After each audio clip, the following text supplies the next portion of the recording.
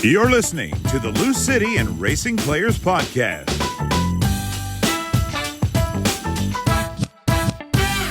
Episode of Tea Time with T and Kiwi. We're here today with the legendary boss man, the head honcho himself, Mr. John Neace. How you doing, boss? Doing great. Yeah, got to have you here. Very excited for today's episode. Kyle, want to start us off? Yeah. So, John, you grew up close to Louisville? 100 miles. 100 miles? So I grew up in Newport, Kentucky, which is right across the river from Cincinnati. Got it. Okay. Just north of Lexington. Yeah, about 80 miles north of Lexington. Oh, that's actually a lot for you. Yeah. Okay. So, what sports did you grow up with? Playing or watching? All Both. of it. All All of it? Yeah. So the usual American sports, baseball, football, basketball. And then we played a lot of pool in the area where I'm from. Yeah. Do you have so bunch of people playing pool? Did my best. Yeah. What positions did you play? Because we know Danny got around with his sports too. So I've got one brother. okay. He's a year younger or so than me. He was the real athlete. So he was a good baseball player. I was the kid who, you'd try out for this team and they'd say, go to this team and go to that team. And then I'd end up playing for the Newport FOP every year. We might win one game or two. I never made the basketball teams until high school. And only did that a couple years. I played football. That was my American football. Yeah. Was my thing. Look at this body. Football guy if there ever was one. I guess at that point, everybody plays every position kind of thing. Yeah, I played linebacker on defense, and then I was the backup quarterback. I think mainly because I could remember the plays. So, the other guy got hurt, somebody had to go in. Yeah, That's cool. yeah. Well, if you did play soccer growing up and you took it like we did playing for starting at 4 years old, you started 4 just or like 5 me, years old. Yeah. and then you took it out throughout your whole career and everything, your whole life. What position do you think you'd be playing? Defense, probably. Or center mid, maybe. I think I could quarterback a little, There you go. but You're a little enforcer in there. yeah, a little enforcer, this is what we're going to do. Yell at people. Yeah, that doesn't bother me. Get a couple red cards here and there when you need to. Yeah. That's good. Yeah. We'll kind of throw it in there right now. What do you think the easiest position in soccer is? And why do you think it's left center back? Well, I think defense in any sport is a little bit, in my opinion, easier because you can see it coming at you. And, on offense, you know what you're trying to do. But on defense, it's a little more reactionary sometimes because you meant to kick the ball right, but you kind of miss it and you kick it right down the middle, or you kick it a little left, and you have to have a sense of where the other people are at. So like in American football, you had a guy at key on, so everything you did was based off what that guy did. And while I've never kicked a soccer ball, I think the intent is probably the same. And sitting and watching in film and listening at Danny or John or O'Connor yell at people, I clearly began to understand what some of the rules were. Well, that sounds like goalkeeper. Easiest position. Farthest person back, everything in front of you. Very reactionary. So, how did you get started into the soccer management and all that? Okay, so I've said it many times. I'm not the guy who started Soccer Holdings, Louisville City, or racing. Oh, how did you get into So there's a guy named Wayne Estopanol who was affiliated with the team in Austin and the team in Orlando. And he wanted to buy the Tier 2 team and bring it here. He was looking for investors. I was actually living in the Bahamas at the time. I'd sold my business and was living down there, and got a phone call. Would I consider investing? So I agreed to buy a teeny tiny little piece of the team. And he got right to the closing table, and I think some people didn't follow through. So I ended up buying more than I originally planned. I bought 10%. And I really saw it as, I knew I was probably going to sell insurance again. So it was an easy way to run into you at the soccer game and then bring insurance up rather than just call you to talk insurance, because nobody likes to do that, except agents. And I don't think some agents do. And then also I thought it'd be fun to come to the games with my sons and have a couple of beers, because they both played through high school. Gotcha. Yeah. Nice. So, yeah.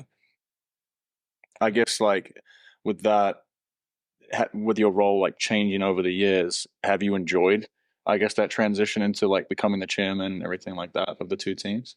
The thing that got me was after a year when they asked me if I would consider taking over as chairman, just so we could get this magnificent facility built. You know, I had James over to my house for dinner. I didn't know him really, and his kids were in the pool, and I bought every Irish whiskey you could, trying to impress him, impress him a little bit. And he said, I don't drink whiskey, but I have this list of things that either are going to get fixed or I'm moving on. So the whiskeys went away. And, we got to work right away on trying to take care of the things he wanted us to fix. And then I'll say it till the day I die, it was the passion of the players. I mean, just the willingness to come to work every day and do what was asked of them, and to, it was obvious, play a game that they loved, and to watch them work to get better every day. I was like, I can get behind this. This is really cool. And I still feel that way. Still exciting to come to practice, hang out, watch you guys, feel like in some ways a part of the team. Oh, we love having you out there, man. Yeah. Every time you're out there, we always get excited. So it's fun. No, I mean, the culture that they've built, like I've only been here 3 years and it's different. Yeah. Like first day I was here, first training, I remember Paolo. So I know Paolo very well because he's from Colorado. He's a legend in Colorado, legend where he goes. And we're getting ready for first training, and we're doing rondos, 5v2. Usually other places, 5v2 to get training going is like kind of like mess around or something. So like I get the ball first touch and I kind of flick it, and then like somebody else takes it, and Paolo just rips into me. We're working here. It's time to get going, this and that. And I was like, oh my God, like this is completely different. Like they're here to win every little single drill and everything, and you can see it. And that's what Danny and James, and from you top down, that's what players notice the difference between other clubs and us is here to win in every little detail that you do. So it's been amazing. Yeah, well, I would say clearly to me, right? I don't have any interest in doing anything just to do it. If we're going to do it, I want to win. Yeah. Or if I get beat, I want them to never want to play me again. Yeah. And I think if we can set that pace and we can get more people to buy into it than not, the other people are going to buy into it, or frankly, they belong somewhere else where they're content being 500 or 300 or whatever it is, because we're not, and I think hopefully everyone feels that, but knows that we mean it with the best of intentions. I don't want Brian Ownby coming back before he's ready to come back, right? Because I could win one more game, or we could win one more game. I don't want that at all. I want folks to be ready. I want to be sure we're giving them what they need. And then I want them to know that we expect that it's quid pro quo. Because I tell the guys a lot, and you all have heard it from me, other people have, but I know it like from living it, right? 30 years from now, a lot of you guys will come back here. And I want you to come back and your grandkids look at you and say, my grandson looks at me and, can you beat my daddy at golf? Yeah. Can you kick a ball farther than my daddy? Right? He looks up to his daddy, and I want that to be the case. And then he'll say, Papa, do you think you were good at this or that? I think it's going to be a lot cooler to you guys to say, we set every record there ever was to set in that league, right? We went to the Eastern Conference Final 10 straight, let's say 11 straight years, 12 straight years, right? We won 5 championships. I made the winning save. I scored the winning goal. And nobody's ever going to equal some of those records. And as the years pass, people won't say, oh, they played in the USL or they played in this. They'll say that team did this, right? I mean, everybody still talks about the Miami Dolphins, right? The only undefeated NFL team, which pains my heart. Should have been my Bengals. But, it's that's why you do it. Otherwise, why do it? It's, you get out of it what you put in it. So put everything in it that you can, and you'll probably get it back. Yeah. Maybe you should tell that to your Bengals because they're struggling right now. I tell it to them, they just don't listen. With that, John, like I take a lot of my inspiration from the All Blacks in New Zealand, the rugby team. Oh, sure. And like something I said to the guys before the first game in El Paso this year was like, in 10 years' time, right now the club's 10 years old. What are the players sitting in our seats right now going to remember about this year's team? So like what you're saying is like, can we be the team that sets every record? And it's never going to be broken again. So like in 30 years' time, we're still the team that's being talked about. Hopefully, that's the goal of this year. Oh, for example, first supporter shield for the club. Yeah. Congratulations to you as well. Congratulations to you. Well, so not to me. First step. Just Right. the first step. We got bigger goals in mind. So. Oh yeah. I mean, I think we all will be disappointed, right, 1,000%. If we don't get there, because I believe we built to get there. I think every player gets pushed in practice, from what I see, right, and everybody's got to remember two things: there is no I in team. We've got to do the best we can for the team. We can't let our emotions get the better of us and make us play a man down or do something else. And, we got to know that guy's got our back. And if he doesn't, you got to be Paolo. You got to be out there reminding him that that's his job, and you can't do his job and your job too. You know? So, yeah. I mean, that's what Danny's been preaching all year is no complacency, but also being a good teammate. And so the roster that him and James have built gives us that depth and that competition every day. And he's been honest about it. He said, listen, every day at training matters every week. I don't care if you scored 20 goals. If you come out and just mess around for training on Tuesday, Wednesday, Thursday, you're not going to start. I have other players that can do that. And that set the tone for the year. And I think it's shown in day in and day out this year so far. So you just got to keep it going. And I think you have to realize, right, no matter who you are, your career is limited.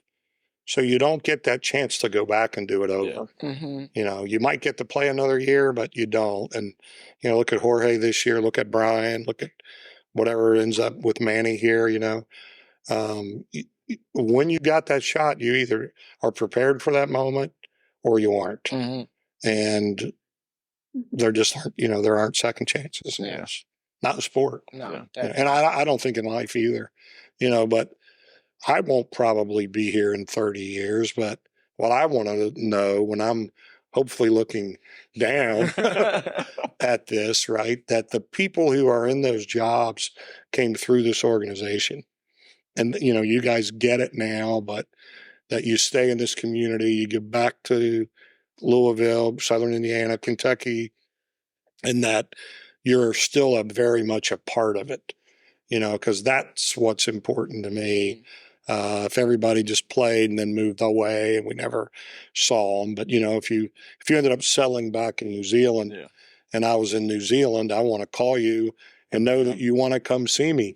Not it's like, oh, I got to go see old man Neace. No, for sure. I think that's what I like. I mean, I really do feel that we're family. I'd do anything for any of you guys that I could, and I think that you guys would do it for me. 1,000%. And Tosh could vouch. He came over and helped me hang Christmas lights one year when nobody else could do it. And I'm too old to go up and down that ladder. But I wanted my little grandkids to have a really enjoyable holiday. He came over and helped me, and I thought that meant a lot. Awesome, It does. It does feel like family. I think he even stayed tucked up tight while he was Of course on the ladder. Of course he did this time. Greatest thing owning the club has taught you? Any? Teamwork. Teamwork. Like James, right? James is our coach. James left because he got an opportunity. I don't begrudge James that at all. But I knew that when he left, I knew what we were losing. And I knew we had to try to get that back. So, I became an Orlando City fan, went down and rooted for the guys. I'm not going to say I always rooted for them to win, but I wanted them to know that I was supporting them. Yeah. And then when the opportunity came, to get him back, he came back, and his family was a part of us then. And watch him moving up through the ranks has been rewarding for me. And he doesn't take anything on that he doesn't try to learn how to do it, Yeah.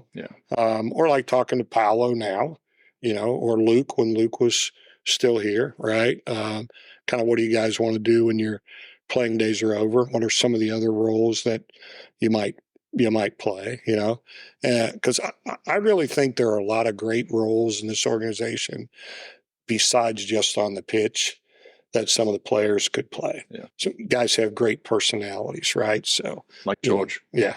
George does. Yeah, He's killing it with the friggin' Yeah. Foundation. Well, George is killing it, Yeah. right? I mean, we knew George would be great at the programming aspect when we first started the foundation. And then we knew George was a great person, right? And I think we've been just over the top surprised at how well he's done and taken on a tough job. Yeah.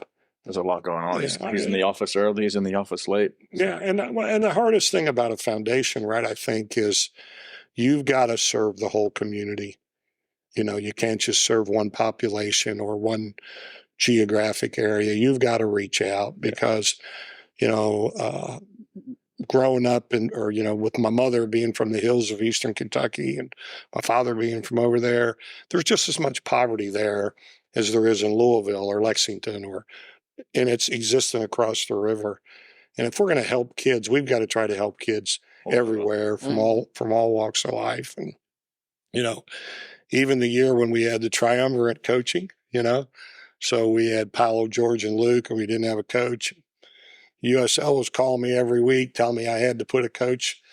And I said, look, if you need somebody to go down there and stand on the sideline, I'll go do it. No, they have to have their licenses. I didn't know. And I said, well, until we find the right personality for this group of players, it's not going to happen. Yeah. And I mean, we went 6-1 or 7-1 during that stretch. I think, of course I do, but I think we would have won it all if we would have never named a coach that year. Yeah. Although you can see it starting to happen, the fraying a little bit, but it'll always be like a memory that when I'm sitting around, I'll tell it at the old folks home. I just should have seen them. They talk about it all the time. Yeah. It's a great story. It was great. Honestly. Well, George's stories are funny about that as well. Yeah. Well, he was the quieter one. Yeah. Right. So, and you always got that player that you got to rein in. So George was good at ended up being the peacemaker when we needed him. Putting his arm around the shoulder. Yeah. It's funny. Do you have any stories from some of the early days of James and Danny that you want to share? James is a terrible singer. Really? When we do the dinners, and he always insists, like he says, if he's going to sing, we've got to hear the whole song. It's great for nap time, but, listening. I think with one of my favorite stories on Danny, right? And Danny may get mad at me for telling it, but, John came, he wanted Danny as his number one assistant. As soon as you talked to Danny, you knew why. Right. But Utah was reluctant to let him go. Yeah. Right. Because he was so good. And he had a few clauses in his contract that we had to kind of work our way through. And we got through it all. And as soon as Danny got here, the first thing he said was something to the effect of, now, boss, I'm going to pay you back 100%. And so I started teasing him about 100%, always being his nickname or his go-to line. And I said, Danny, you think I don't know that you're going to pay us back? That's why we brought you here. Uh-huh. And I think he took it literally, like he was going to have to pay me back. He's been great. I mean, right? Yeah. I mean, I want us to win, and win for him. It may sound a little corny, but as much as I do for everybody else. Yeah. I mean, he deserves it too. He's paid his dues, and he's done a good job of keeping me in the loop about what he's trying to do and why he's trying to do it this way. And even to not very often, right, but occasionally asking my opinion, like about a player or a player that maybe is coming back. Mm-hmm. What do you think, right? And this is what we would do. I'm like, if it were me, I'd go get him.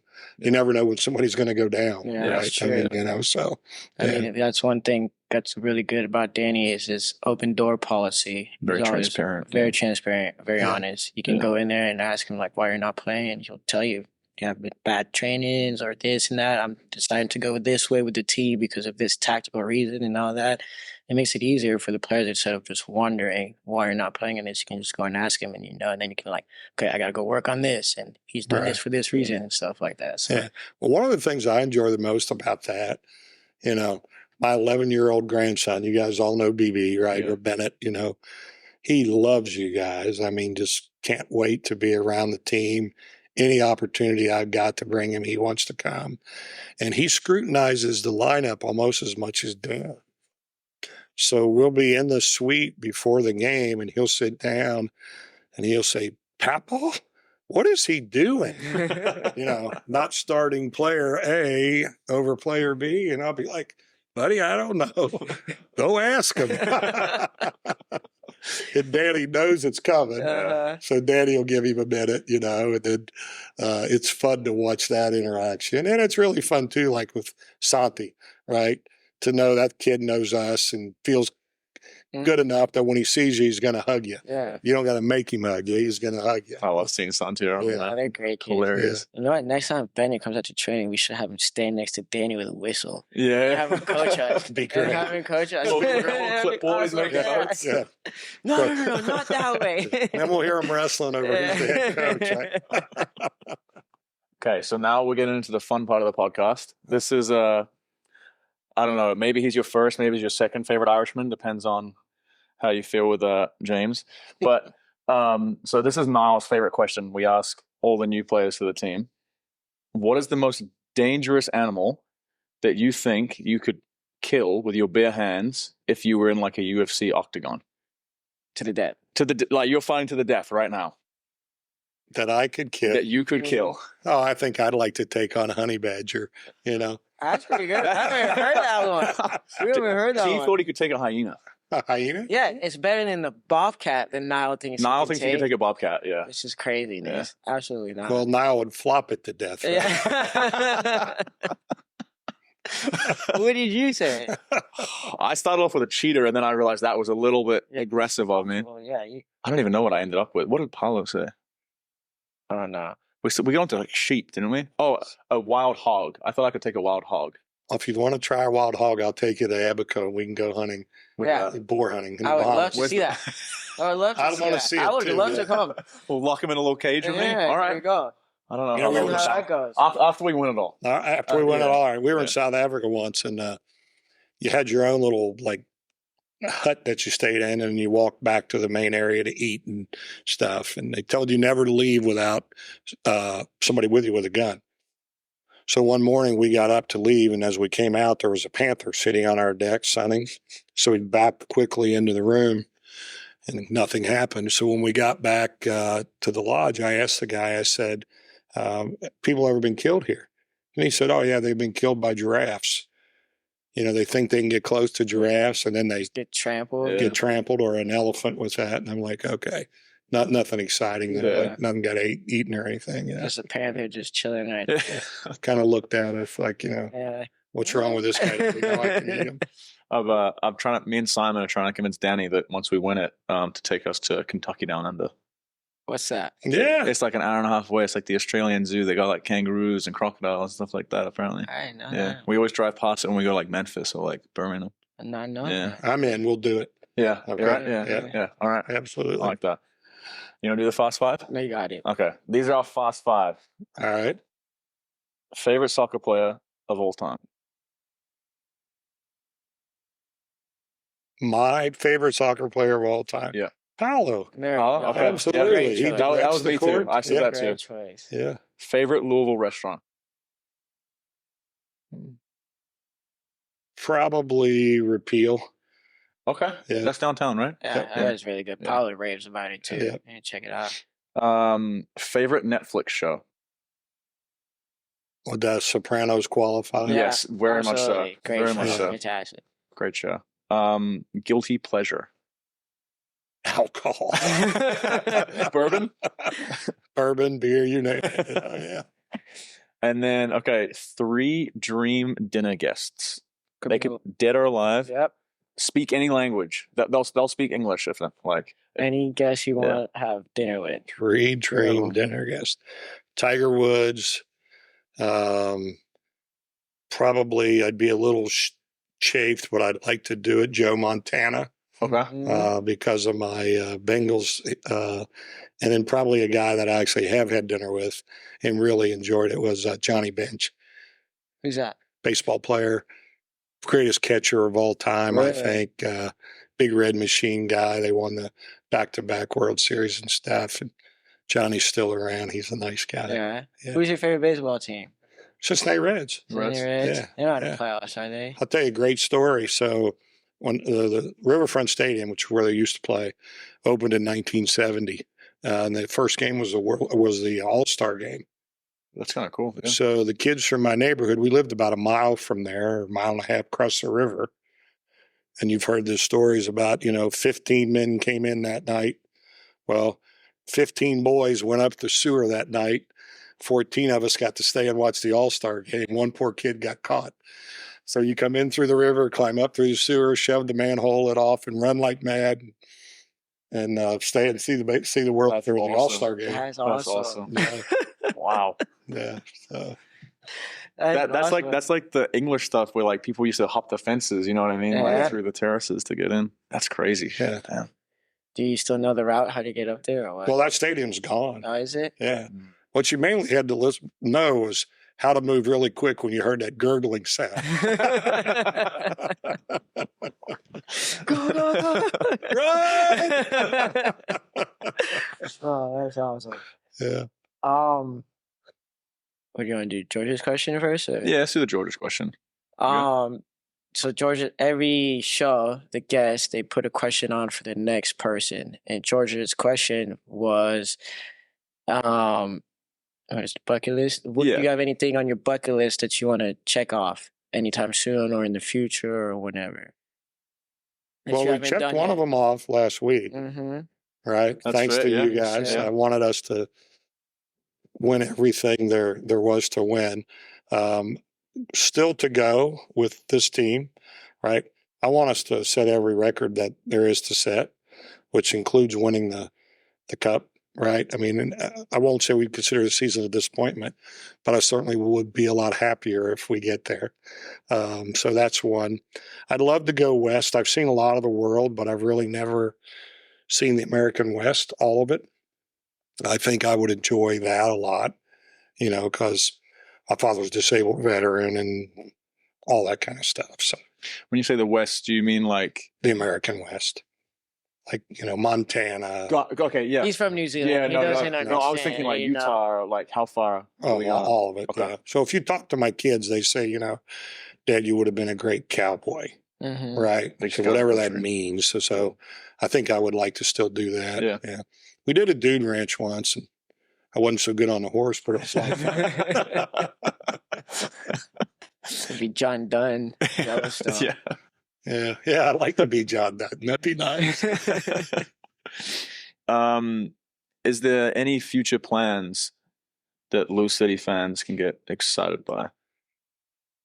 I think so. I mean, I think we're gonna, we're just gonna continue growing that academy and that academy's presence across the state and Indiana, Southern Indiana here. I think we're going to continue to attract young kids who are serious about going on and playing on the world stage.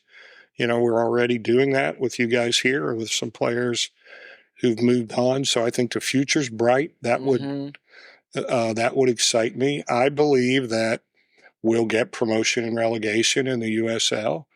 And once we do, and we can get tier 1 status for that, elite group of teams, which Louisville's going to lead. We're going to be one of them. I don't know that I'll live long enough to see it in my own life, but I believe it will happen.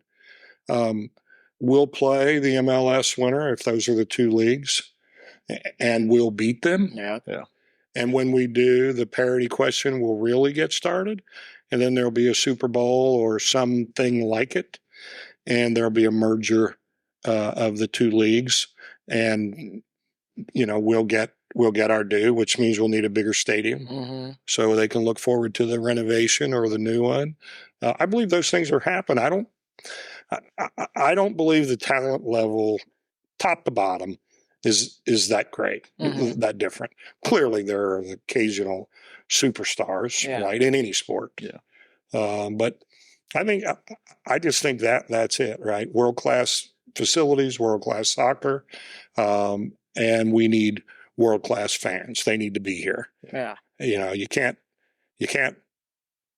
just talk the talk. You can't just say we want to win. We got to win. Yeah. Right. We got to leave it out there. They got to leave it out here with us to support us. Yeah. Yeah. I completely agree. I mean, top class facilities, check here. Stadium's amazing. Fans are great as well too. So I mean, if you look at the feedback from Frankfurt and everything, they loved it out here. So that was a big step. Well, it's up to you guys. That's why I say it's got to come from within, and the players have to keep pushing and moving into bigger roles and then challenging that next group. I mean, just the amount of time that the players give back to the kids, you never know.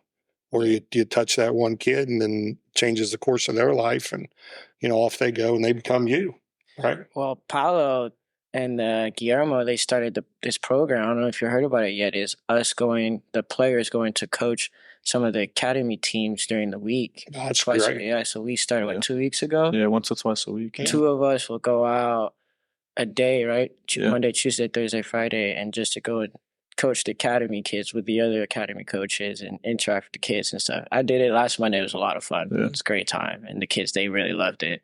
So that's a big time thing that they started. Well, we have to realize the catch we have in Guillermo. We really do. Yeah. I mean, look at what he did already, right? With the 19s, and that guy gets it. I feel that whenever I'm around him. He gets it. He's a good guy. And, the future looks pretty bright, right? But I mean, I don't know any reason why our U12s or U9s are our first team, right? I don't just want you guys to win. I want them all to win. Yeah. Right. I mean, that's the way you build the culture and the winning. I want us to step out there, not hoping we win, expecting to win. Yeah. Right. But then I want us to have class when we do. Yeah. And what's nice too is if we continue to have success, those kids at U12, U14, they understand the honor and privilege they get to have by wearing the same logo as us out here. You know what I mean? That's a big deal. It's still yeah, we had a high school girls team here Saturday night, right? And I don't know them, but I know one of the coaches because he's a guy I've known for 50 years, but they were in from Northern Kentucky and they came down to the game, and he brought their girl over who's going to go Division I and play next year, and she said, telling me where she was going to go and whatever. And she said, "What do you want to ask me?" And I said, "Why aren't you here at open tryouts trying to play for us?" Right? Because if you're that good, we don't want you going somewhere else. We want you right here in Kentucky playing for us. So, academy's a big part of the club. Yeah, got some good kids. I do personal sessions. I train some of the racing academy and LouCity Academy, and some good players out there. So keep bringing them in. Yeah. I guess the last question we have for you is: do you have a question for our next guest? Do I know who it is? We don't even know who it is yet. Don't know yet. We kind of make it up as we go. Yeah. Welcome to my world. That's the ball. I guess before I ask the question, I'd like to say this. I'd like to say thanks to you guys. That I appreciate everything you do for us, making things happen when you're not in front of the camera too. Because it does take us all. And I mean, it's been so much fun. The addition of you guys has been great. It just kept what we already had going, and I appreciate it. I think my question for the next guest, and I'm going to tell you my answer, right? Who's the greatest rapper out there? I like it. Okay. I like it. Yeah. and it's Jack Harlow. Right? Maybe he should be. Yeah, maybe. Guest. Yeah, He would be a great guest. Right? Yeah. And I'll tell you, the first time I was on a podcast for Louisville City, that was one of the questions they asked me. And I had to go, I don't know. I don't know any rappers. Has to be a country western song or something. So, yeah. Next time he's at the game, we're gonna have to ask him. Yeah. Yeah, he'd be a sure good he- guest. yeah, I would sure. love to get him on. Yeah. He's a big Chelsea fan, so. Yeah, that sucks. 100%. But well, all right, John. Thank you very Yeah, much. thank you, As John. always, we Appreciate it. appreciate Thank you, guys. I appreciate being here. I appreciate everything you do. So super thankful for you. I know the guys are very appreciative of everything you do. So Yeah, we love having you around. and absolutely. all the stuff you do for Please us. come on and do a crossbar challenge with us Yeah, sometime. bring Bennett. Yeah. Yeah, well- Take him out of school. He doesn't. Yeah. Take him out of school. Yeah. Tell him I would love to see him coach. Yeah. Yeah. He's in London this week. All What we ought to do probably was do a little choose up one day and let it go against Danny. Yeah. See who wins. Yeah. That Yeah. would Yeah, be we would love that. awesome. Flip a coin Oh and my pick your God. team. Yeah. Yeah. That would be I would love that. awesome. No, we're definitely Small sided. That'd be Yes. great. He can coach a small sided Tuesdays. team. Bring him Yeah. on Tuesday. We'll definitely do that. 100%. Yeah. Close us off. That's it for another episode of Tea Time with T and Kiwi. We'll see you here next week. / next time. Thank you for listening to the LouCity and Racing Players Podcast. Don't forget to subscribe so you don't miss an episode.